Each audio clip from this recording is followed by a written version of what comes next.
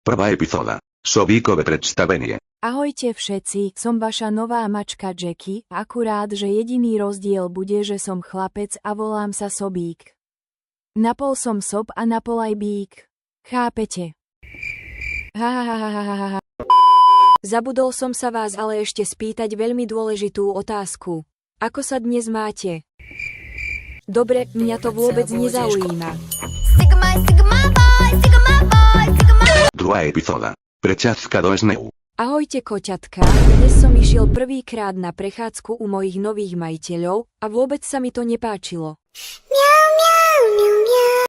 Cítil som sa ako keby bolo -20 stupňov. Najprv som si myslel, že to bude ako prechádzka rúžovou záhradou, ale prekvapilo ma, že aká tam bola obrovská zima. Cítil som sa ako v mrazničke. What the hell? Začal som ale mňaukať a škrabať pazúrmi o dvere ako o život a nakoniec som ich konečne aj presvedčil, aby som išiel naspäť domov. Tretia epizóda. Sobík ofrecermi príhovor. Ahojte koťátka, tak už sa zase vidíme. Ako sa vám darí? Ja si tu užívam krásnu masáž hlavičky.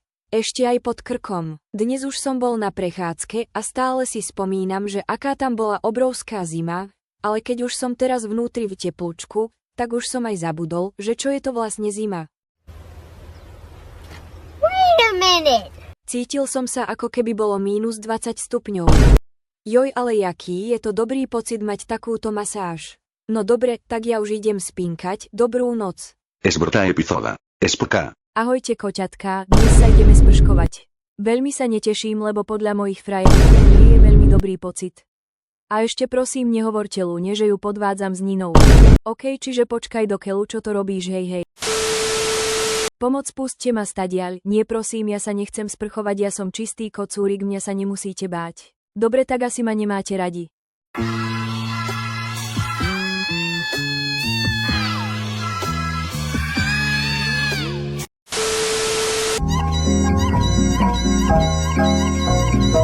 Piatá epizóda. El babo. Ahojte koťátka, dneska mám menší pocit, že moji majitelia sa oficiálne zbláznili, pretože začali si asi myslieť, že som bábätko.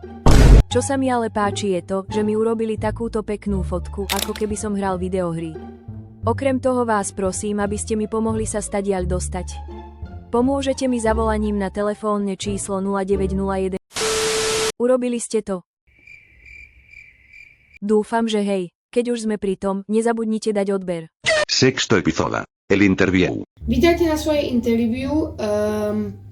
Mojou prvou otázkou je, že ako sa voláte? Volám sa Sobík, logicky. OK, zaujímavé. Moja druhá otázka je, aké sú vaše silné a slabé stránky? Moja silná stránka je napríklad v jedení mäska, no nie rastliny, ja vážne nechápem vegánov, ktorí to jedia každý deň. Moja slabá stránka je zase vo stávaní hore, pretože rád si zdriemnem asi 3-krát za deň, čo znamená hore som iba pár hodín. OK, zaujímavé. A aké je vaše pohlavie? To si vážne myslíš, že som dievča? Teraz poď sem.